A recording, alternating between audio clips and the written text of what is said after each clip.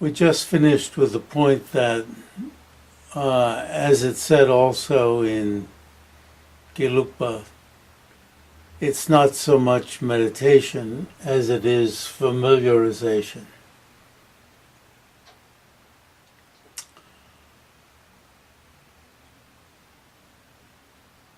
Gomba mayin, komba yin. Gomba and komba. Getting used to, familiarizing, conditioning to the meaning.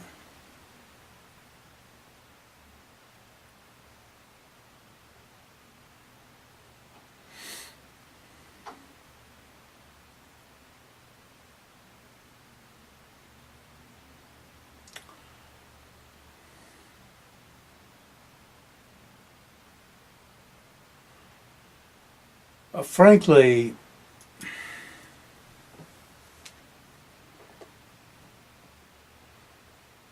why does it say Gomba Mayan? It's not, I translate it as it's not so much meditation. Literally, it's not meditation, it's familiarization. Well, I think what it's really saying is meditation means familiarization.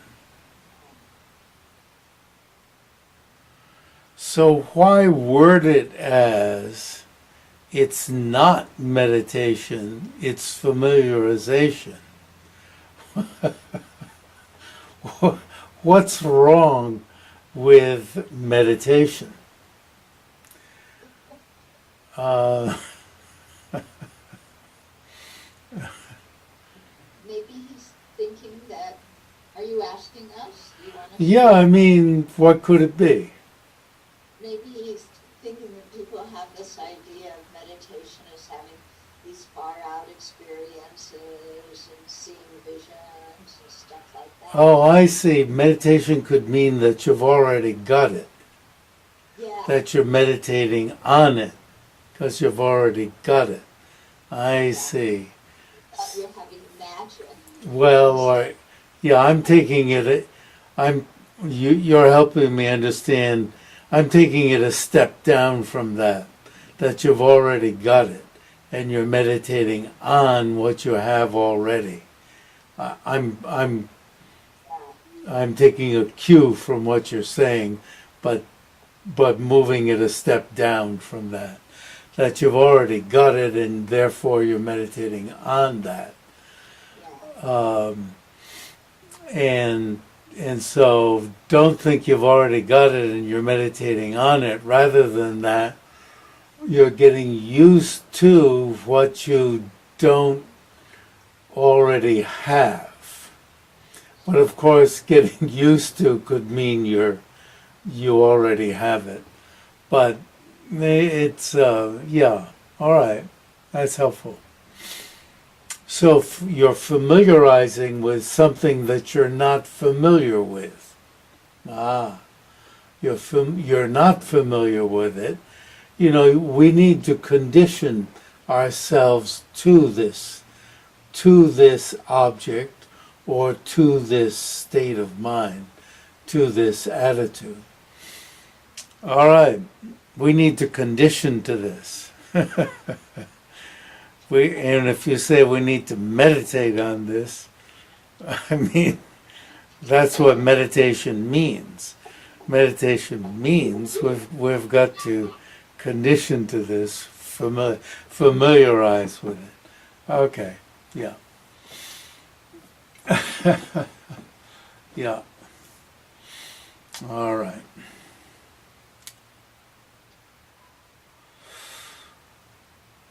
And when you completely familiarize with the view, then all of these Buddha attributes are manifestly actualized. And in Gelugpa, yeah, sure, they're actualized, but Gelugpas don't mind saying that they're generated, that these qualities are generated. Now, are there any of them in Gelugpa that you'd have to say that they're merely manifested and not generated? I don't know. We'd have to go through the list and make sure.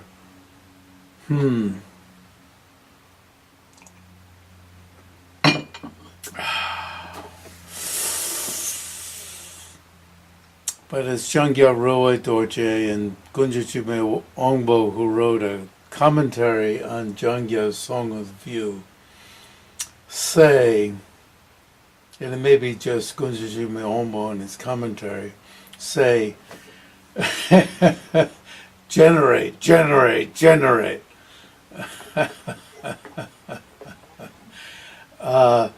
Pounding the Gelugpa view. Pounding it. In other words, there's nothing wrong with generate.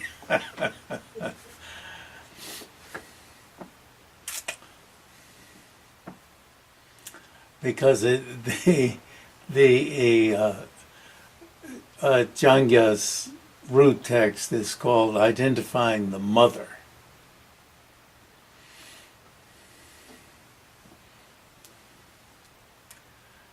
Now I'm pausing again because is the mother, wow.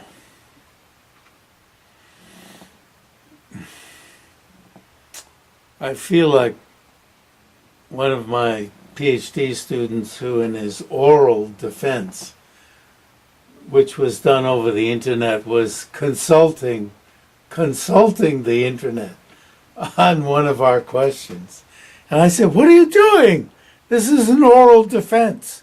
It sounds like you're consulting the internet." And he said, "Yes, I am." And I feel as if I've got to have everything, at my fingertips. What I wanted was, once I said mother, I wanted something to pop up from my own translations. I wanted Jangya's Song of the View to pop up, and then mother to pop up. And is it the perfection of wisdom, or is mother I wanted that to pop up, the meaning of mother to pop up.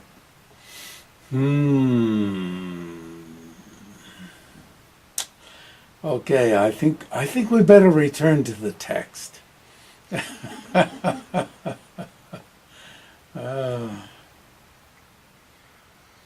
You see, the aged mother is something that was always there.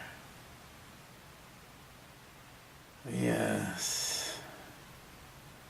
Fundamental innate mind of clear light.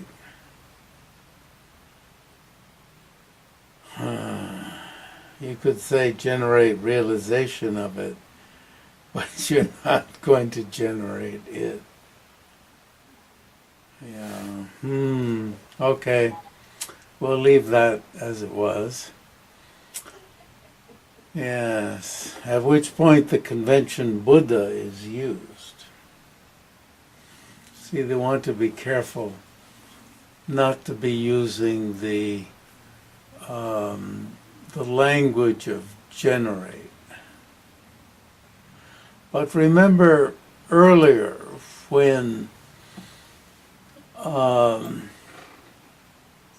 Gyatsho was talking about the 5, pristine wisdoms, and was saying 2 of them, 3 of them were in the basis, and 2 of them weren't. 2 of them were generated by the path. And really, are we going to say that not all 5 pristine wisdoms are not all of them are in the basis. And so, the original protector, Durme Gumbo,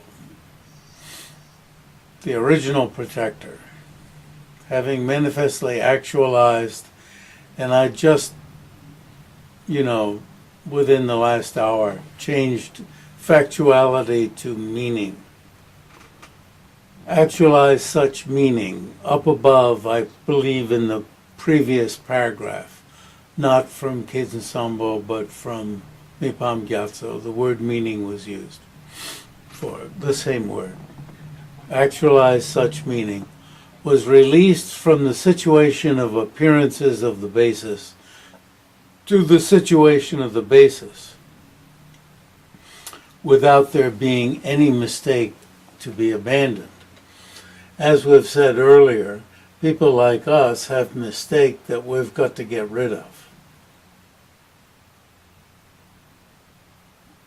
Whereas the original protector, Samantabhadra, had mistake, didn't have mistake, to get rid of. But the original protector had to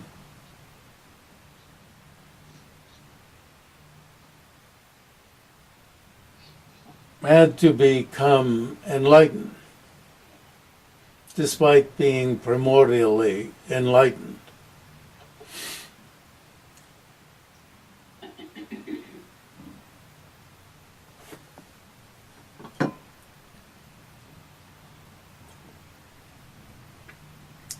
So there's one Buddha who didn't previously have obstructions yet to be removed. Was Samantabhadra, how we usually hear that Shakyamuni Buddha was just like us in samsara. In Geluk, yes. So it seems like Samantabhadra Wasn't, according to Nyingma. Right, so why is he so special? Or what is he? Is he a human being? Is he just, I think my guess is you'd have to say that Samantabhadra was never this Samantabhadra. I think you'd have to make the distinction between the Bodhisattva Samantabhadra and this Samantabhadra. Yes. Not I think. I mean, it must be the case that there's the Bodhisattva Samantabhadra and this original protector Samantabhadra. I found one interesting bit about this. Yes. That like all beings, all ordinary beings, they have innate ignorance and imputing ignorance. Imputed.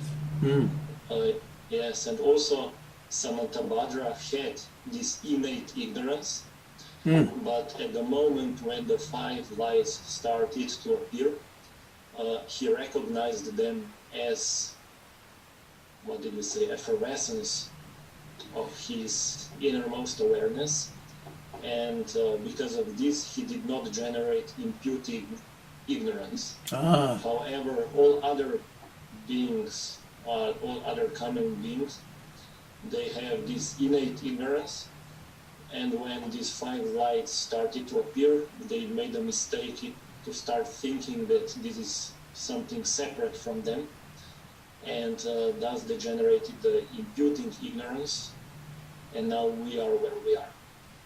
Okay.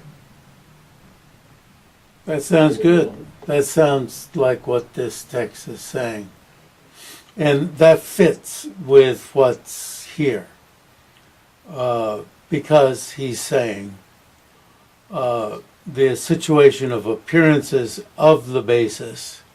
So what you're saying, these would be the appearances of the basis. If we put this together with what you're saying, these would be the 5 lights.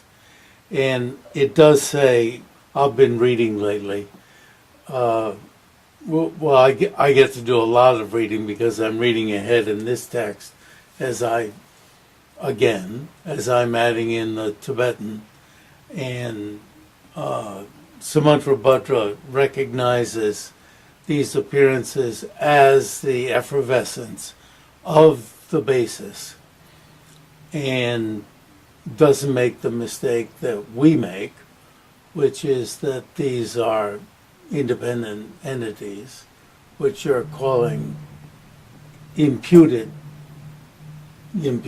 or imputed ignorance, which sounds real good.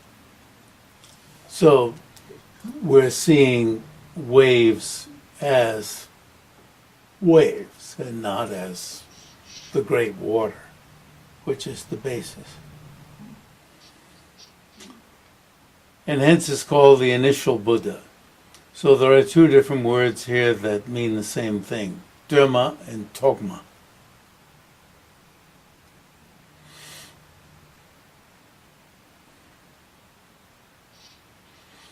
So, Khetsun Sangpo says in the third line here, having manifestly actualized the basal noumenon, the basal mode of abiding, because Samantabhadra was not bothered by the effervescence into thinking the effervescence is just effervescence, but saw it as the basal mode of abiding itself was released into, you see, the stronghold is like, in Tibet we've seen pictures of the stronghold up on top of a small mountain. What's that called? Fortress. Fortress, the secure state, the stronghold of the effect. It's a safe place. When you achieve Buddhahood, you're in a secure state.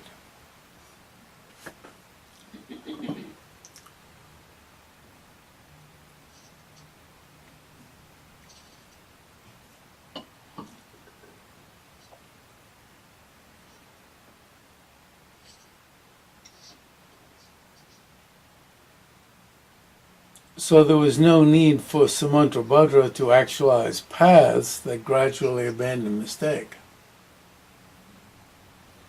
And thus was released in the context of the basal body of attributes itself. So that's why the Samantabhadra body of attributes is designated with the name Initial Buddha. Because the standpoint of the initial Buddha is such, it must be asserted that the initial Buddha is primordially Buddhified. All right?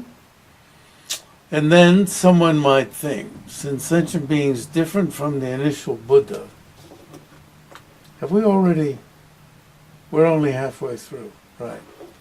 Okay. Have already generated mistake. They have mistake that is to be abandoned. So, how could you say they're primordially Buddhified? How could you say that somebody like Jeffrey is primordially Buddhified?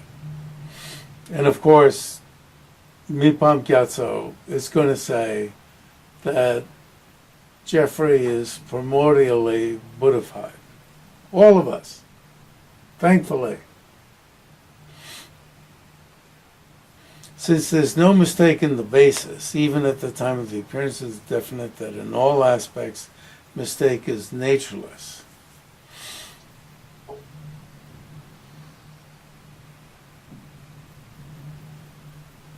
Okay. Therefore, although in the perspective of sentient beings who have adventitious mistake, so in Geluk also, mistake is adventitious, right? The basis and the fruit do not dawn as being undifferentiable. their situations should not be taken as predominant, as the main perspective, since that is a mistaken appearance. Remember, Nyingma, I think you could say in general, criticizes Geluk for taking conceptuality. Let me just soften a little and say, as too main. The ordinary view of things as too main, because Geluk sees ordinary appearances as established by valid cognition, and expends a lot of striving in this regard.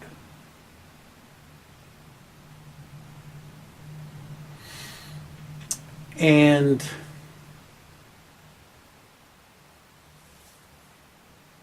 Mipam Gyatsho brings up this quote, the first two lines of which are remembered as being in the King of Meditative Stabilization Sutra. I don't know if all four lines are. And so I have made the adjustment here that it may be that only the first two lines are from the King of Meditative Stabilization Sutra. Eye, ear, and nose are not valid.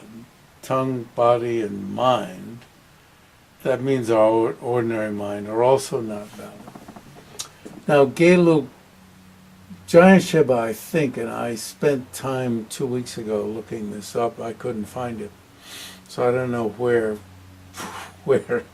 I looked this up, but my memory is valid on this issue. He explains this the way as meaning that our eye, ear, and nose, tongue and body are not valid with respect to whether things inherently exist or not. But they are valid with respect to there being a watch here. You know, I can tell time. It's 20 at 10. I'll claim. But if I claim this is universal time, then I'm wrong. It's Pacific time in North America. Pacific Standard Time. But there's a watch here. You know, where's my watch? It's on my desk.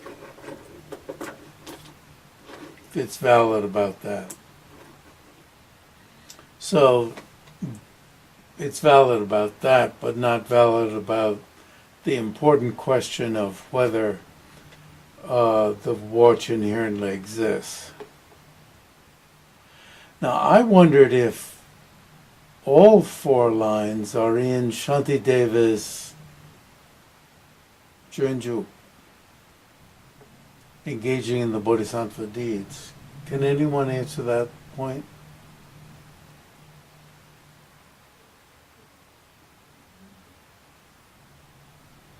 And you know, the latter two lines are like what Shantideva poses. If these sense powers, it means if these consciousnesses of the senses, sense consciousnesses, were valid cognitions, if they were, with respect to inherent existence, of what use would a superior's path be to anyone? As I remember, this is the kind of thing Shantideva questions. This is the kind of question he makes. So if somebody could look that up in the meantime, it would help. See if that's there. If the last two lines are there. If the last two are there, maybe the first two would be. because Shantideva picks up lines from sutras like the King of Meditative Stabilizations. He might not pick up the first two. Might just, have the last two.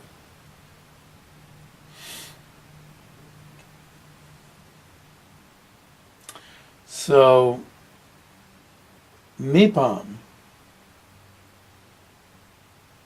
I think we could take his next two prose lines, most of them, the first clause, as being a critique of Gelupa, taking the perception of undefiled pristine wisdom, distinguishing the mode of abiding. That's what we should take as predominant. Not follow Gelu, which takes, the perception by the senses as so awfully important and spends so much striving. You see, I'm deliberately not saying effort, because effort is defined as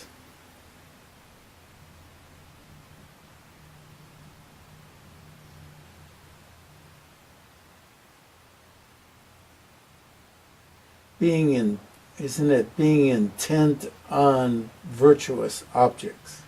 Yeah. And we, in our common language in English, talk about making effort at buying better pizza, for instance.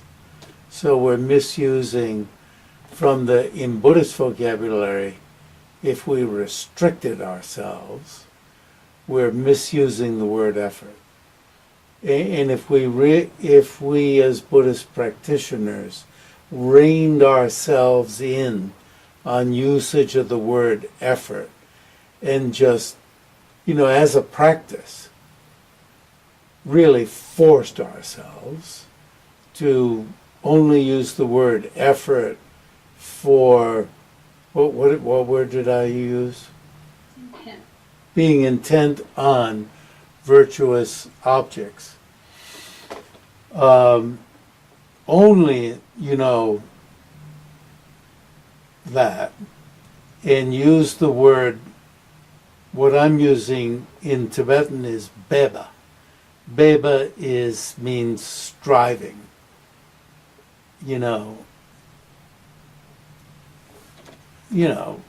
Working at, pushing on. It's not bad in itself, but it's a wider term. I'm working at getting better pizza. I'm striving at getting better pizza. I'm always looking at getting a better clicker for my TV. So I'm not, wearing out my fingers.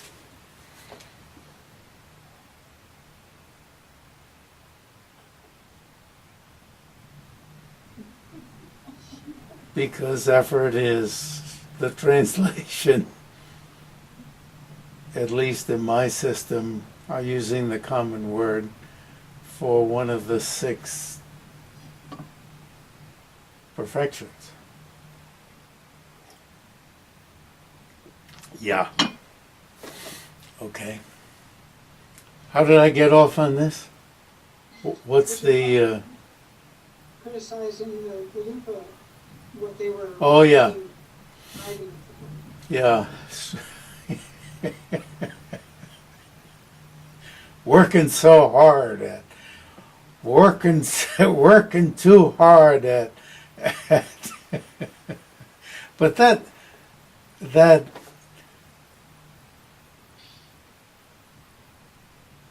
that can be true, but it's also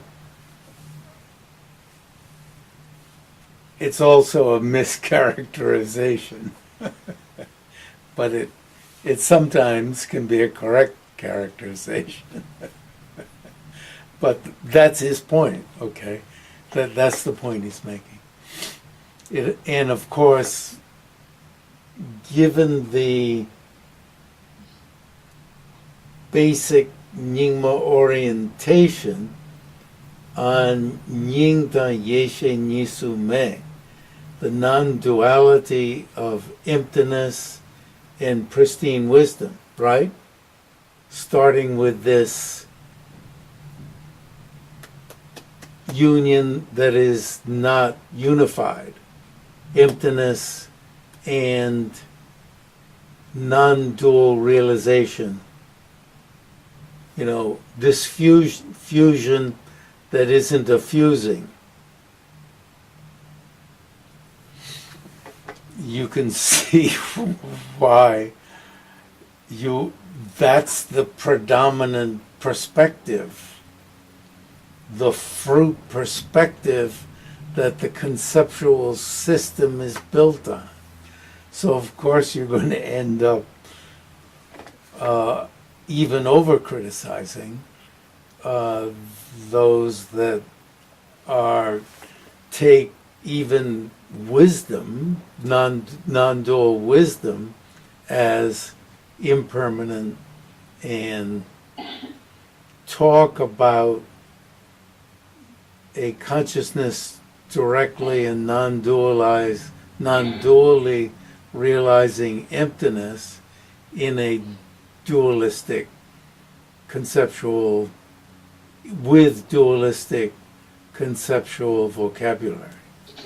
Even if they use the metaphor of water in water by him, for instance. Okay, blah, blah. It has to be established in accordance with Samantabhadra's perception that sentient beings are primordially Buddhified. And I'll say goodbye and see you next week.